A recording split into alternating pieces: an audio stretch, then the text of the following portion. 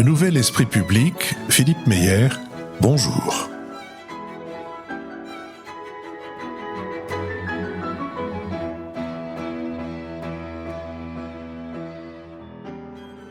Bonjour, merci de nous avoir rejoints pour cette partie du Nouvel Esprit Public qui, depuis le théâtre Pierre Lamy de l'école alsacienne, va donner lieu aux échanges entre le public et notre table. Notre table est composée de Nicolas Bavrez, essayiste et avocat, de Jean-Louis Bourlange, ancien président de la Commission des Affaires étrangères et essayiste, de Nicole Niesotto, vice-présidente de l'Institut Jacques Delors, et de Lucille Schmitt, vice-présidente de la Fabrique écologique. Et donc nous avons traité dans l'émission, dans la conversation qui va servir de point de départ à ces échanges avec le public, des conséquences dans le paysage politique de la décision du tribunal de Paris, décision condamnant Marine Le Pen et un certain nombre de ses amis politiques à une peine de prison avec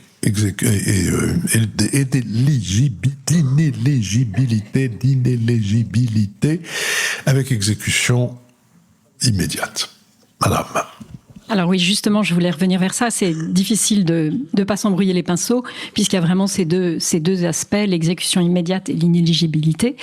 Sur l'exécution immédiate, Jean-Louis Bourlange a dit que le problème était réglé avec l'appel.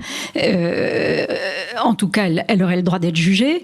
Mais j'ai pas compris vraiment votre point de vue sur l'inéligibilité. Est-ce que c'est une bonne chose? Est-ce que c'est aux électeurs de juger ou est-ce que c'est aux juges? Est-ce qu'on a le droit d'enlever un candidat qui est sur une scène majeure à l'élection présidentielle? Et évidemment, quand on y pense, on pense aussi au cas de Trump, qui quand même, malgré l'assaut du Capitole, on a laissé les électeurs trancher et on a permis l'élection de Trump. C'est quand même un exemple qu'on a tous en tête. Donc j'aimerais vraiment avoir votre point de vue là-dessus. Qu'est-ce qui est le plus démocratique? Et est-ce que de temps en temps, il faut prendre des décisions peut-être plus rationnelles alors que le peuple, je ne sais pas. L'élection de Trump, dont il faut rappeler qu'elle a permis de gracier ceux qui avaient été condamnés pour avoir mené cet assaut et ce très violent assaut au Capitole. Jean-Louis Bourlange.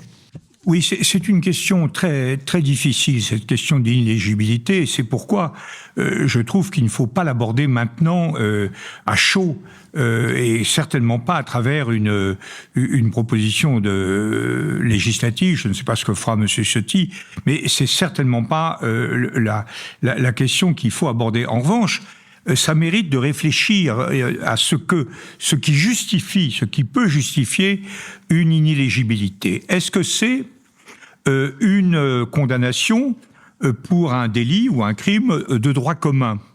Moi, je crois que le droit commun épuise ça se discute. On a ces sanctions, l'amende, la privation de liberté, etc. Il me semble que l'inéligibilité se justifierait, mais vraiment c'est une réflexion qu'il faut ouvrir. D'abord dans le cas de l'indignité nationale.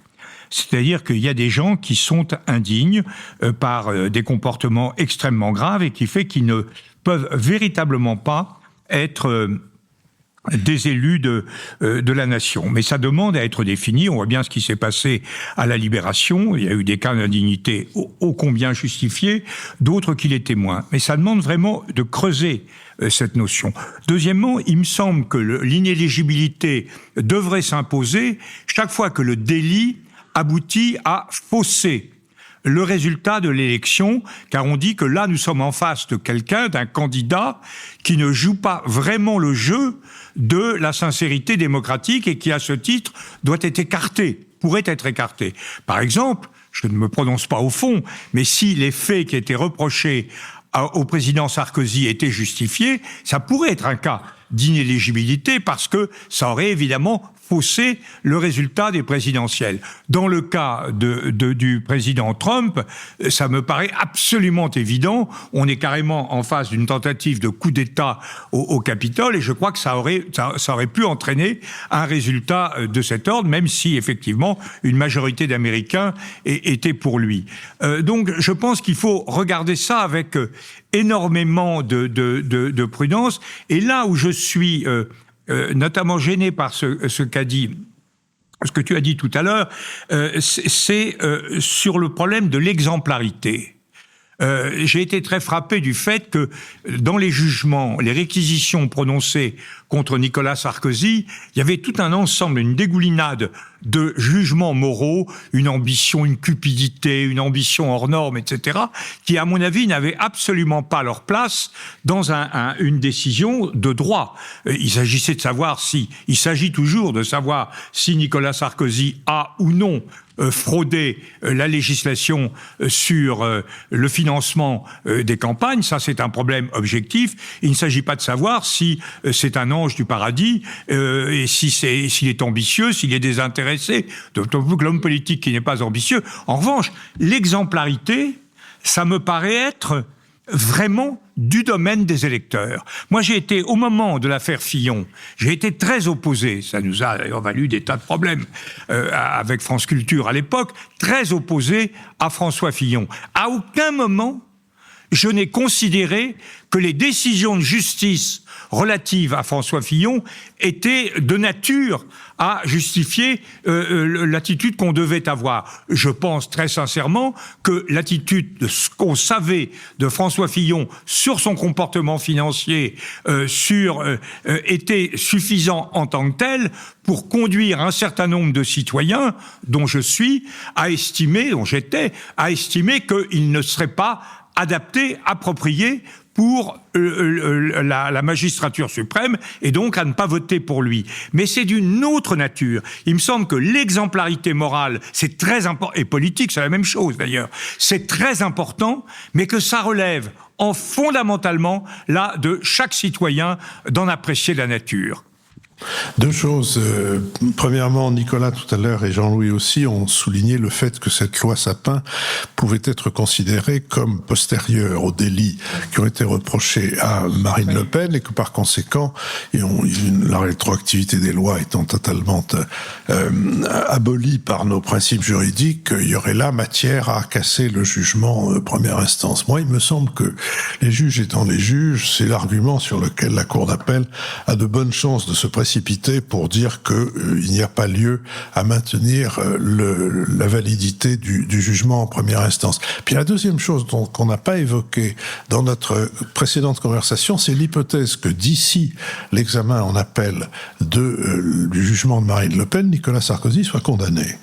Et condamné à de la prison. C'est 7 ans de prison qui sont demandés. 7 ans de prison, ça veut dire que les aménagements de peine sont extrêmement difficiles. Alors on peut imaginer que compte tenu du fait qu'il ait été président de la République, ce soit 7 ans avec un bracelet, encore que je doute que ça soit juridiquement tout à fait possible, mais en tout cas, si avant que les magistrats de la Cour d'appel se prononcent sur le jugement qui a condamné Marine Le Pen, Nicolas Sarkozy se retrouve condamné, et j'ai eu avec un ancien ministre de la Justice une conversation récente dans laquelle, quoi qu'il soit du même bord que Nicolas Sarkozy et qu'il n'ait pas à ma connaissance de conflit personnel avec lui, dans cette conversation, cet ancien garde des Sceaux a dit « Je pense qu'il va aller en prison ». Si ceci se passe d'ici l'arrêt de la Cour d'appel, je pense que ça aura une influence importante sur la décision des juges. Lucille Schmitt. Oui, par rapport à votre question, on voit bien que le terme d'exemplarité suscite pas mal de résistance, et peut-être qu'on devrait parler davantage d'esprit de responsabilité des élus. Lorsque vous faites la comparaison avec les États-Unis, c'est vrai que moi j'ai été extrêmement surprise par la façon dont l'état de droit s'était avéré extrêmement faible face à l'assaut du Capitole. On a vu aussi les modes de nomination à la Cour suprême et comment ça avait affaibli le rôle joué par la Cour suprême, puisque maintenant elle est ouvertement politisée. Donc ça, c'est un premier point. Et ça signifie qu'effectivement, quand on regarde les choses en termes d'état de l'état de droit, on se dit qu'en France, l'état de droit aujourd'hui, alors qu'on était un pays où, moi je me rappelle, il y a une quinzaine d'années, vous discutiez avec des personnes du Conseil d'État, elles vous disaient « le droit en France n'est pas respecté ». Elle est beaucoup moins respectée dans les pays anglo-saxons. On a le sentiment plutôt d'une option inverse. Mais par rapport à ce que vient de dire Jean-Louis sur les motifs d'inéligibilité, moi je pense que la gestion de l'argent public, quand même un point très important d'ailleurs. Pour Nicolas Sarkozy, c'est un sujet. Pour Marine Le Pen, c'est un sujet. C'est un sujet pour Jean-Luc Mélenchon. Donc on voit bien que par exemple quand on est maire, le respect des règles des marchés publics, la question de la corruption, c'est un sujet fondamental. Donc il n'y a pas seulement le résultat de l'élection. Il y a aussi la façon dont une fois qu'on est en responsabilité, on est capable de gérer les deniers publics. Et c'est encore plus important lorsqu'on parle du déficit budgétaire à 6% et qu'on explique aux Français qu'il va falloir qu'ils payent. Donc le sentiment qu'il y a plusieurs poids, plusieurs mesures lorsqu'il s'agit de gérer l'argent public, c'est un point essentiel sur lequel s'alimente le Rassemblement national et les populistes de tous bords. Et en fait, ce qui est très intéressant, c'est qu'on s'aperçoit qu'un certain nombre de populistes de tous bords ont une gestion de l'argent qui est particulièrement scandaleuse. Donc, moi, je pense que Jean-Luc Mélenchon et Sophia Chikirou ont évidemment fait de la surfacturation.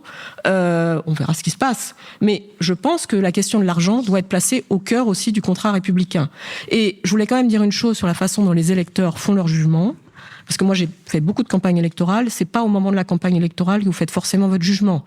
La campagne électorale, c'est le moment de la propagande. C'est le moment où on est pris dans une sorte d'intensité d'un débat qui est souvent polémique. Et il est essentiel que la vie démocratique d'un pays ne soit pas seulement un moment de campagne électorale.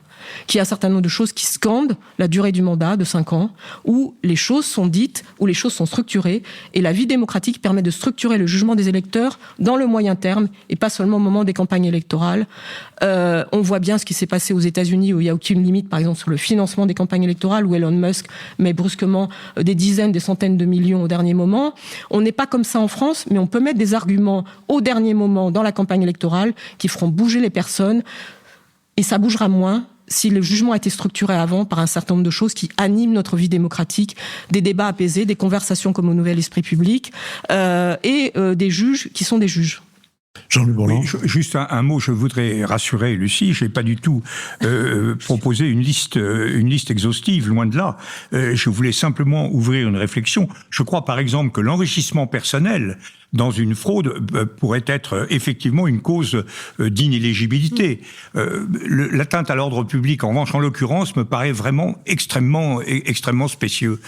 Mais ceci ne change pas le fait que la loi telle qu'elle est justifie la décision qui a été prise par les juges, et je rends hommage au président de la Cour d'appel, qui en fait a défié les hommes politiques. Parce que c'est lui qui a dit en fait, la loi Sapin n'est pas parfaite, et je l'appliquerai de manière à corriger les anomalies qu'elle contient.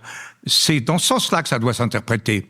Le seul adversaire des hommes politiques dans cette affaire, c'est effectivement le juge, pour des raisons qui intéressent le droit et qui protègent les hommes politiques. Je reviens quand même, sur ce que j'ai dit tout à l'heure. S'il y a une condamnation sévère de Nicolas Sarkozy, c'est pas seulement vis-à-vis de la Cour d'appel que cela aura des effets. C'est aussi vis-à-vis du Front National, du Rassemblement National et de sa capacité à se présenter comme un martyr. Imaginez qu'en plus la justice décide de faire un peu vite dans l'affaire du MoDem et des emplois fictifs pour lesquels François Bayrou a dû renoncer à la situation de garde des Sceaux au moment du premier mandat d'Emmanuel Macron, qu'il fasse la même chose pour les affaires de la France Insoumise et de Madame Chikirou, dont Lucille vient de rappeler les fâcheux exploits. Politiquement parlant, la situation du Front National, de la Rassemblement National d'Andachien et de sa propagande devient extrêmement différente. Nicolas Bavrez. 2 points de détail d'abord, de technique, c'est que sur Madame Le Pen, tous les contrats ne sont pas antérieurs à la loi Sapin. Donc la majorité, oui, mais il y a une partie qui est postérieure. La deuxième chose sur la situation de Nicolas Sarkozy, c'est que quand vous cumulez des peines de sursis, elles deviennent fermes. Et par ailleurs, normalement, au-delà de 2 ans de prison ferme, les possibilités d'aménagement sont extrêmement réduites. Donc c'est le cumul des condamnations qui risque d'aboutir à une peine de prison ferme qui serait par ailleurs significative. Sur votre question, madame, elle est tout à fait juste, c'est-à-dire que dans une démocratie, finalement, vous avez 3 piliers et évidemment des tensions entre les 3 piliers. Le suffrage universel, la souveraineté du peuple, l'état de droit et un système de modération et de tolérance des mœurs qui fait que la minorité accepte que la majorité majorité gouverne et que la majorité n'opprime pas la minorité. Et la tension entre suffrage et état de droit, elle est permanente. Et c'est autour de ça qu'on a ce problème d'inéligibilité. Il y a un exemple fameux qui est l'exemple d'un gouverneur brésilien qui était allé assez loin parce qu'il avait eu une peine de prison ferme significative. Il est sorti, il s'est représenté avec pour slogan, il s'était marqué sur tes t-shirts, « Je touche, mais moi je fais le job ». Et il a été réélu triomphalement. Et donc, on voit que c'est compliqué. Une chose qui n'a pas été dite sur Trump, c'est qu'il y a deux choses très préoccupantes. C'est que l'état de droit a été doublement défaillant, c'est-à-dire que le 6 janvier 2021, c'est une tentative de coup d'État qui a échoué, mais pas très loin.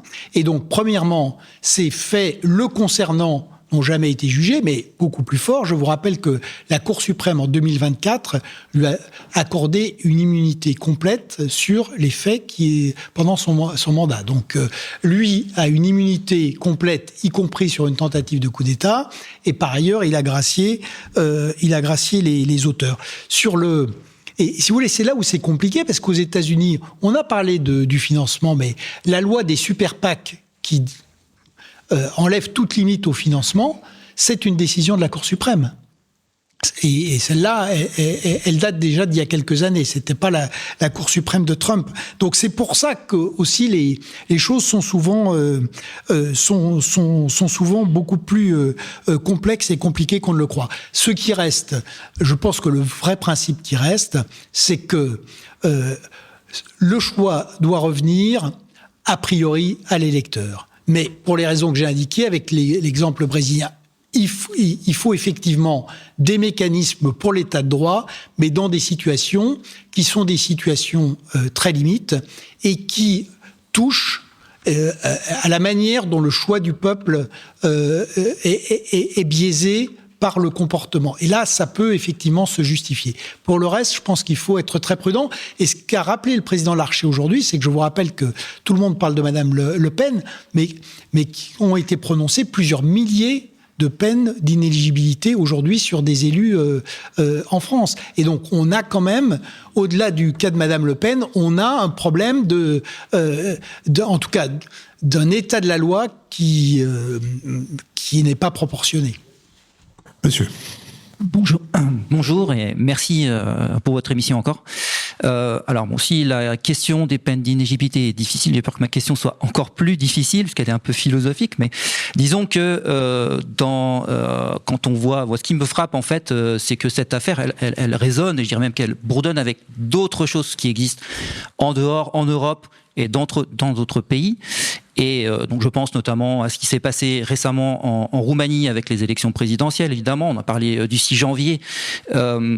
Donc la question que j'ai, moi, on sait depuis Tocqueville et même avant, que la démocratie porte en son sein les germes de sa perte. On sait aussi que la démocratie a le devoir de se défendre contre les forces qui lui veulent du mal. Et on sait qu'ici on a un exégète très éminent de Tocqueville. La question, c'est jusqu'où les démocraties doivent aller pour combattre ces périls, sachant que dans notre contexte, il y a des forces très puissantes qui veulent la détruire. Et donc, bon, c'est une question qui semble un peu philosophique, mais finalement, elle est très prégnante en fait. Donc voilà, est-ce que les moyens qu'on doit se donner pour se défendre en fait peuvent aller au-delà quelque part des règles qu'on se donne? Voilà, c'est ma question. Merci. Exégète très éminent, Nicolas Bavrez. Pas du tout éminent. Non, ce qui est fascinant sur Tocqueville, c'est que c'est un aristocrate français dont la moitié de la famille a été guillotinée. Il naît en 1805 et donc non seulement il affirme que la société démocratique va émerger et l'emporter, mais il en voit en même temps, comme vous l'avez dit, les fragilités, les risques de déviation. Et d'une certaine manière, Trump est déjà chez Tocqueville, puisque l'idée de l'homme fort qui arrive et qui bouleverse l'ordre démocratique est présente, ce qui est effectivement assez stupéfiant. Ce que vous soulignez, c'est Nietzsche qui dit celui qui combat les monstres doit prendre garde de ne pas devenir monstre lui-même. Et c'est le problème permanent pour les démocraties, qui sont des régimes pacifiques, a priori, et qui ne se veulent pas d'ennemis, mais qui peuvent en avoir. On l'a vu dans les années 30 et on le voit aujourd'hui. Et c'est vrai que toute la difficulté, c'est que il faut lutter contre les ennemis de la démocratie, mais en respectant les valeurs et les principes de la démocratie, et notamment l'état de droit.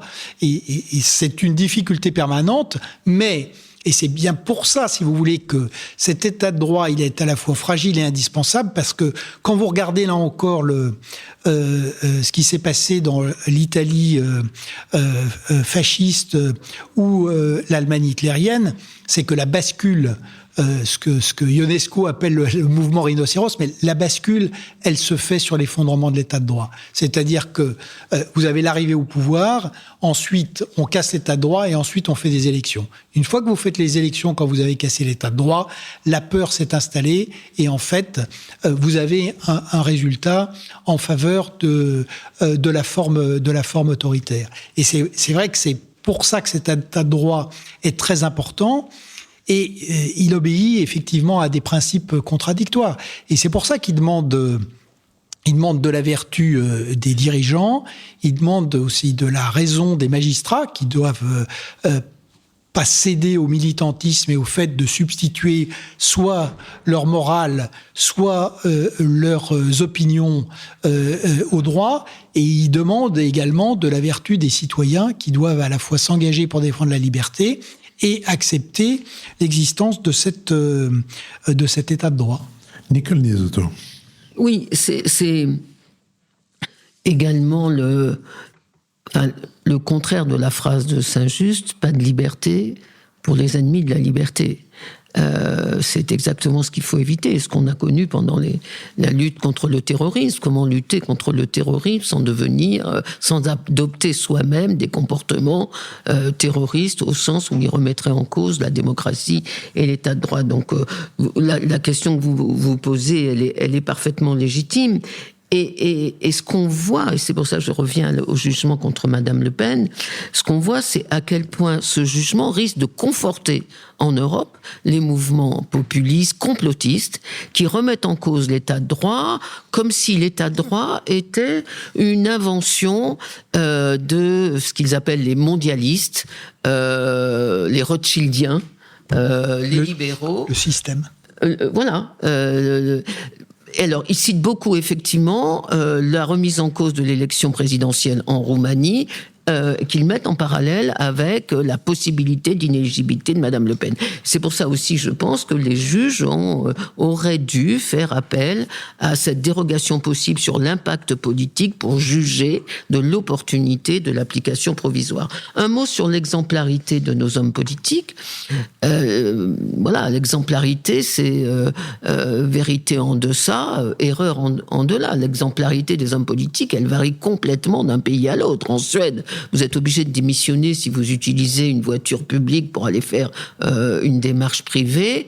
En France, l'exemplarité, elle a des frontières extrêmement vagues, surtout sur le plan des mœurs, mais au-delà des plans des mœurs, sur le plan politique. Moi, la question que je me pose, c'est comment peut-on articuler l'exemplarité que l'on demande aux candidats ou aux hommes politiques et l'immunité qu'on leur accorde pendant l'exercice de le mandat. Je trouve qu'il y a une contradiction. Si un homme politique doit être exemplaire, il doit l'être aussi pendant le temps de son mandat et non pas avoir une immunité comme l'ont pratiquement tous les hommes politiques de notre pays. Monsieur. Bonjour, d'abord merci pour votre émission et pour toutes les autres.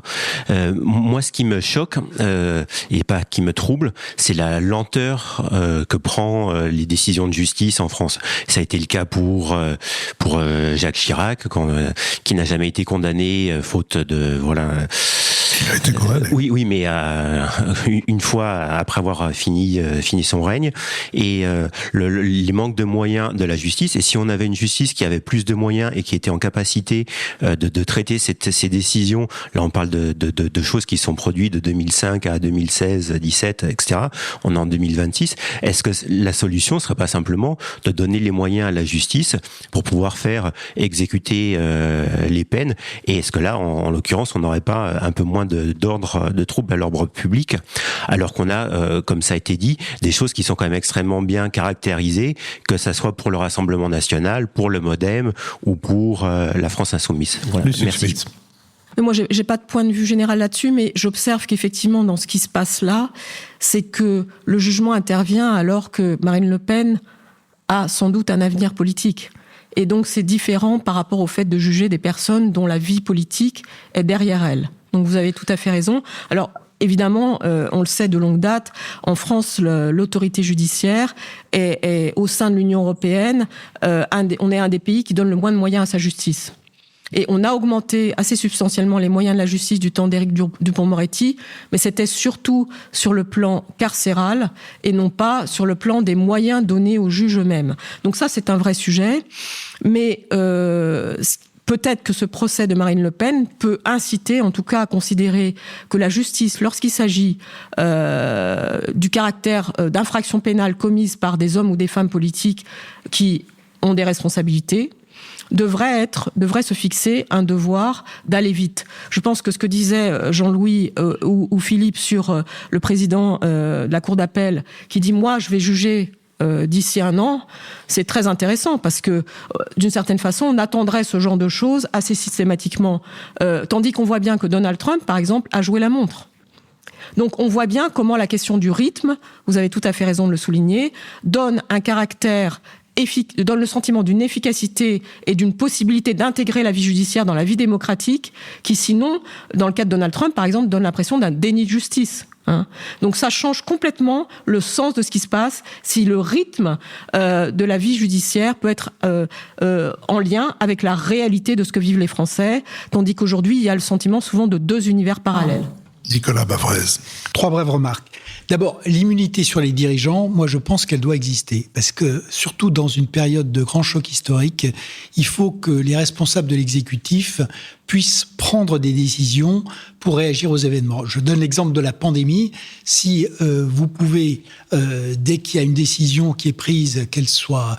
quoi qu'on en juge, mais si les citoyens peuvent commencer à mettre en cause systématiquement la responsabilité de ceux qui décident, on se retrouve à faire courir des risques à la nation tout entière. C'est évidemment aussi le cas si on doit décider si on peut mettre en cause, par exemple, des opérations militaires. Donc, il est normal qu'il y ait une immunité pour les responsables de l'exécutif. Elle doit être néanmoins cantonnée. Deuxième chose, le temps judiciaire ne sera jamais le temps de la décision. C'est normal que la justice prenne un certain temps parce que justement, elle doit être contradictoire et le contradictoire, ça prend du temps. C'est d'ailleurs paradoxal, mais à l'inverse, le temps en France, il est démesuré à cause de la faiblesse c'est, si vous voulez, aussi un problème. Aujourd'hui, à Paris, il faut 2 ans et demi pour avoir un jugement d'appel. Madame Le Pen, elle va avoir un jugement en 1 an. Est-ce que finalement c'est normal? On peut aussi s'interroger là-dessus. Et la dernière chose, c'est que vous avez raison sur la grande misère de la justice en France. Ça fait partie de la dégradation, de la déliquescence de l'État régalien qui a été sacrifié à l'État-providence. Et il est certain qu'il y a un effort à produire pour remettre en route ces fonctions régaliennes en France. S'il vous plaît. Bonjour, un petit changement de sujet. Comment est-ce que Marine Le Pen voit les États-Unis et la Russie et qu'est-ce que vous en pensez? Tout petit changement de sujet. Je crains malheureusement qu'aucun d'entre nous ne soit en état de répondre à votre question. On sait que Marine Le Pen a eu des rapports étroits avec certaines banques russes, son parti. On sait que une partie de ses soutiens a été très heureux d'être soutenu et approuvé par Elon Musk ou par, comment s'appelle-t-il, Steve Bannon.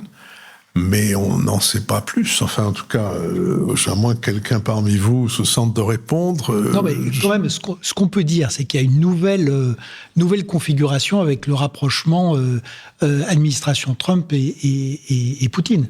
Parce que on a vu que les responsables du RN sont invités par le parti républicain, que Madame Marion Maréchal a été invitée à l'investiture de Donald Trump, et on voit par ailleurs, ce qui n'est jamais arrivé auparavant, ce soutien convergent, et ça montre bien ce qu'on disait qu'aujourd'hui, il y a un club des autocrates, des hommes forts et des prédateurs qui soutient aujourd'hui les partis d'extrême droite en Europe pour déstabiliser la démocratie. C'est tout à fait clair.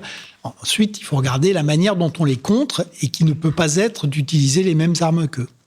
Jean-Louis Bourlange. Oui, je crois que j'avais discuté de ça avec vous dans une précédente réunion. Il y a évidemment une cohésion très forte sur le plan idéologique entre Trump, Poutine et d'ailleurs Xi.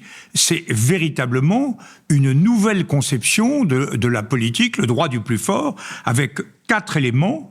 D'abord, la réclamation sur l'unité du pouvoir, la présidence totale, ça doit être mis entre les mains d'un seul, donc pas de séparation des pouvoirs, pas de remise en cause du chef, fût-il élu ou pas, au suffrage universel. Deuxièmement, triomphe de la plutocratie, de la kleptocratie, le culte de l'argent. C'est en Chine qu'il y a le plus de milliardaires. La Russie est évidemment une kleptocratie, et ce qu'a installé au pouvoir Trump aux États-Unis, c'est le pouvoir des plus riches. Troisièmement, un nationalisme impérial qui estime que vos voisins sont faits pour être dominés, qu'ils soient ukrainiens, baltes ou groenlandais ou canadiens. Et quatrièmement, la confiance dans le pouvoir asymétrique et antidémocratique de la technocratie, de la technologie, du numérique, donc incarne assez fortement Musk. Donc on a quelque chose de très très constitué. Et ce que montre cette affaire, c'est que Madame Le Pen avait mené une entreprise de dédiabolisation. Mais en réalité, ce qui était son rapport à la démocratie était un peu incertain. Et là, on voit bien par les soutiens qu'elle reçoit, qui sont quand même impressionnants. Poutine, Trump, Bolsonaro et Orban, on a vraiment quelqu'un d'un ensemble de forces qui appelle, je crois, une réflexion sur « dis-moi qui tu hantes et je te dirai qui tu es ». Merci, monsieur. Bonjour à tous. Je réalise en vous écoutant aujourd'hui que sur une décision de justice, vous avez finalement des positions qui sont assez divergentes, en tout cas pas consensuelles. Et donc, je reviens à une question peut-être simple et je regrette d'avoir tardé à vous la poser. C'est qu'est-ce que vous entendez par un état de droit, puisque c'est ça qu'il faut absolument définir. Et j'ai l'impression qu'il y a quand même des notions ou des sensibilités différentes. Tout le monde s'entend sur l'état de droit, puis finalement, c'est quoi un état de droit ? Oui, je ne suis pas... Jean-Louis, Chemin, Nicolas, lequel de vous deux ? Allez, Nicolas. Non, mais l'état de droit, c'est un ensemble de normes qui s'appliquent à toute la société et qui permet d'échapper à l'arbitraire. Et par ailleurs, il s'inscrit en amont dans un système de séparation des pouvoirs qui fait que on a 3 pouvoirs qui évidemment ont des relations entre eux, mais qui sont chacun dans leur, dans leur couloir. L'exécutif qui doit agir et se préoccuper des politiques publiques pour assurer la paix civile à l'intérieur et puis la défense de la souveraineté à l'extérieur. Un parlement qui est censé voter la loi, contrôler le gouvernement, animer le débat public de manière à peu près raisonnée et pacifique, et un pouvoir judiciaire qui fait application de la loi, et y compris vis-à-vis des deux autres pouvoirs. Et ça, c'est fondamental pour avoir un système de liberté publique, car sinon, vous êtes dans l'ordre de l'arbitraire. C'est ça pour en résumer, c'est ça l'état de droit, et c'est pour ça que c'est un des piliers d'une démocratie. Alors théoriquement, vous avez les deux systèmes. Aux États-Unis, c'est un pouvoir à part entière.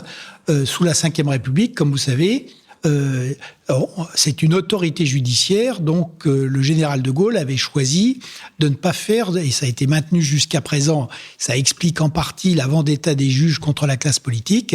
La justice en France n'est pas un pouvoir, dans la Constitution, elle n'est qu'une autorité. Dans la réalité, compte tenu du dysfonctionnement des deux autres pouvoirs, elle est peut-être aujourd'hui, effectivement, avec les polémiques sur le gouvernement des juges, mais qui sont pas dénuées de tout fondement, elle est peut-être en réalité un pouvoir supérieur aux deux autres. Lucie Schmitt. Oui, moi je voulais repartir peut-être de cette expression de Marine Le Pen qui nous a expliqué que l'état de droit avait été violé. Et évidemment, qu'a-t-elle voulu dire ? Enfin, je ne vais pas faire l'exégèse de Marine Le Pen, mais elle a voulu dire qu'au fond, la hiérarchie des pouvoirs et la relation entre les différents pouvoirs, c'est-à-dire une personnalité, élue, une parlementaire, une aspirante à devenir présidente, et l'autorité judiciaire, que les liens entre les différents types de pouvoirs, dont Nicolas rappelait qu'ils doivent être régis par un certain nombre de règles, les règles n'avaient pas été respectées. Et donc, ce qui est intéressant, c'est que le terme d'état de droit, qui est très abstrait, est utilisé aujourd'hui dans un langage politique, au fond, de façon très contradictoire, et on a le sentiment, vous avez raison de le souligner, au fond, que chacun l'emploie pour le mettre à sa porte et pour, au fond, parler de réalités différentes. Donc, sans doute faudrait-il qu'il y ait une sorte de langage commun sur ce qu'est l'état de droit qui s'installe aujourd'hui. Moi, j'aurais tendance à dire, mais je ne suis pas une spécialiste de ces questions-là, c'est qu'évidemment, pour moi, l'état de droit, c'est la façon dont, d'une certaine manière, la Constitution, au quotidien, est mise en œuvre par les différentes institutions. L'état de droit, ça appelle des institutions qui ont entre elles des modus operandi, des règles qui sont respectées. Et il y a un jeu, à l'évidence, dans la démocratie, de pouvoir et de contre-pouvoir, qui permet de respecter une forme d'équilibre du contradictoire. Pourquoi est-ce que Marine Le Pen a pu dire tranquillement que l'état de droit était violé alors qu'il ne l'était pas ? Parce qu'au fond, chacun utilise aujourd'hui ce terme sans s'en référer à des réalités précises et au fond sauf peut-être, encore une fois, je dis beaucoup de bien d'Emmanuel Macron aujourd'hui, sauf peut-être Emmanuel Macron qui a renvoyé au fond à la place qui est celle de l'autorité judiciaire dans cet état de droit et place qui est définie par la Constitution. Tout à l'heure, Philippe, en forme de boutade, nous a dit qu'il y avait une hiérarchie des normes. Ça me semble être également quelque chose d'intéressant, se terminant par le coup de fil. J'aurais pas dit ça si j'étais juriste, mais en tout cas, je trouvais que c'était intéressant de rappeler que la Constitution, il y a les lois organiques, ensuite il y a les lois, ensuite il y a évidemment les règlements, ensuite les arrêtés, etc. Mais ce qu'il faut bien envisager, c'est que l'état de droit n'est pas quelque chose qui est éternel. C'est-à-dire qu'il bouge en fonction de ceux qui sont élus, et ça a été également rappelé. Une loi peut être défaite par les parlementaires, une constitution peut être révisée, et donc l'état de droit n'est pas quelque chose d'intangible. Moi, je voudrais insister là-dessus. C'est quelque chose qui bouge en fonction des préoccupations de la société et de ce qu'en font ceux qui ont la responsabilité de faire bouger le droit. Nicole Niezotto. Non, c'est bon. Jean-Louis Bourlange. Oui, moi je crois que c'est effectivement une notion qui mérite beaucoup de réflexion. Je crois qu'effectivement Monsieur Retailleau avait fait une confusion assez importante en identifiant l'état de droit et l'état du droit. Autant l'état du droit est appelé à évoluer, autant l'état de droit est quelque chose qui doit être intangible. Moi je vois trois choses, très précisément. La séparation des pouvoirs, c'est-à-dire en fait la répartition, le respect du partage des compétences entre les différentes autorités. On exerce une compétence ou on l'exerce pas. Deuxièmement, la hiérarchie des normes, c'est absolument essentiel. La Constitution, c'est supérieur à la loi supérieure au décret, le décret supérieur à l'arrêté supérieur à la circulaire, et pour reprendre la distinction faite par Philippe tout à l'heure, la circulaire supérieure au téléphone, au coup de téléphone. Et le troisième élément, c'est le respect des libertés des acteurs, des citoyens, des libertés fondamentales destinées à protéger leur indépendance et leur sécurité. Ce sont ces trois éléments qui me paraissent constitutifs de l'état de droit. Monsieur. Oui, bonjour. Merci pour vos débats, toujours très riches. Ma question est la suivante. Tout à l'heure, beaucoup d'entre vous se sont réjouis de la décision, enfin de l'annonce du président de la Cour d'appel, comme quoi Madame Le Pen aurait un jugement en août 2026. Nicolas Bavrez y a fait allusion. N'est-ce pas une rupture d'égalité devant la loi ? Nous, simples citoyens, on sera rejugés dans 3 ans, le cas échéant. Et là, il y a quand même une question qui se pose. Pourquoi est-ce que ce serait une rupture d'égalité devant la loi ? La loi ne dit pas quel doit être le délai entre un jugement de première instance et un jugement d'appel. Il s'agit là d'une pratique de l'autorité judiciaire qui ne peut pas être complètement désincarnée par rapport à ce qui se passe dans la société. Donc le président de la Cour d'appel juge, peut-être a-t-il été incité à juger dans ce sens, mais après tout, nous n'avons pas d'indices qui permettent de l'affirmer. Le président de la Cour d'appel juge qu'il y aurait sans doute un trouble à l'ordre public plus grave si la Cour d'appel ne pouvait pas examiner le jugement avant l'élection présidentielle, et il prend donc la décision d'audiencer, comme Jean-Louis l'a rappelé tout à l'heure, d'inscrire au rôle, comme on dit aussi, l'affaire.